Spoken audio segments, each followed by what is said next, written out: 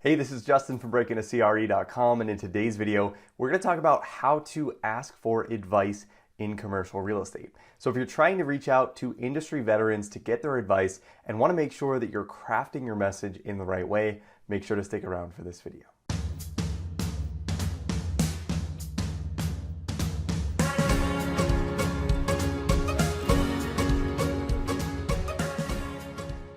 Now, if you're new here, on this channel, we talk about real estate investing careers and real estate financial analysis. So if you haven't already, make sure to hit that subscribe button and hit the notification bell as well. Now, we are in a really interesting time in history right now where it's never been easier to reach out to someone that you admire and ask for their advice. Whether it's through email, LinkedIn, or any other form of social media, getting to connect with experts and industry veterans is easier than it's ever been before. But if you are trying to reach out to someone through email or some sort of direct message, you might only get one shot to ask your question, so you want to make sure that you craft your message in the right way. So in this video, what I want to do is talk about how to ask for advice in commercial real estate, specifically when you're sending a message to an industry veteran or expert that you want to reach out to, and what not to do when you're reaching out to someone for the first time. So the first thing that I would highly recommend you do is keep your message short and sweet. And this is especially true for a cold message or email. Most people don't have the time to read multiple paragraphs about your entire backstory, where you've been,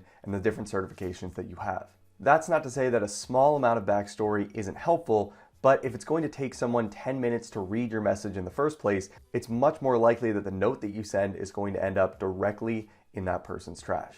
Now, aside from just making your message concise, you also want to make sure that you are extremely specific with your questions. So one of the worst things you could do in this situation is write a long, drawn-out email with your entire backstory and then end that email with a simple question, which is, what advice do you have for me? And by asking a question like this, you're giving the person that you're sending this message to another responsibility, which is to essentially create the question for you. So they need to take in all of your background and come up with what question you should be asking in the first place. And when you do that and you give them an extra step, that creates more friction between you and the person that you're reaching out to, and it's less and less likely that you'll get a response. So instead, what I'd recommend is asking a specific yes or no question, or a direct, specific question that is open-ended, but it solves a particular problem that you're having or a dilemma that you're having in your career. So once you're sure your message is concise and you have specific questions, number 3 is to make sure that you're not giving that person homework.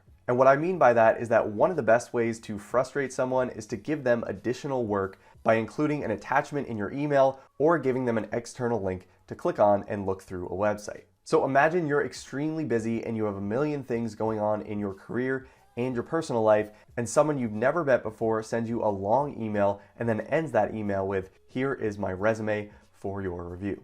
Not only is this time consuming to the reader, but you're also disrespecting their time and not taking into account all of the other things that they inevitably have going on in their life, either on a personal level or on a business level. So instead of reaching out cold and writing multiple paragraphs about your background and then including your resume and expecting them to review it, a much better way to do this is to send a short email, and that specific direct question that you can ask in the email could be, would you be open to critiquing my resume? And if so, I will send that over.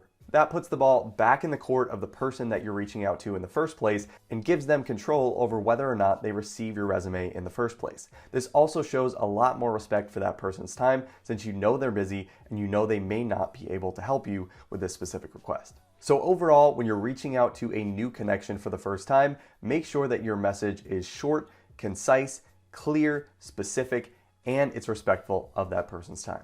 And if you do that, you still may not get a response every single time, but what you will do is come off respectfully, and if you run into them in the future, they're much more likely to think positively of you as well. Now, this is really important because commercial real estate is a small world, and you will inevitably see people later on in your career as you continue to progress through the commercial real estate industry. So make sure you're not burning any bridges, and make sure that you come off in the way that you want to come off in every single interaction that you have, even when it's just a first cold email. So I hope that was helpful if you're trying to reach out and build your network through LinkedIn, email, and other cold connection strategies to help land the next job that you're looking for in commercial real estate. Now, if you want more tips and strategies, as well as resume templates and networking trackers, make sure to check out How to Land a Job in Private Equity Real Estate. And that's a course I put together on how to take all of these soft skills and how to bring them all together to land your next or first job in the commercial real estate industry.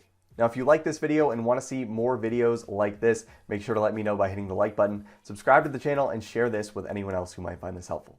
Thanks so much for watching, and I'll see you in the next video.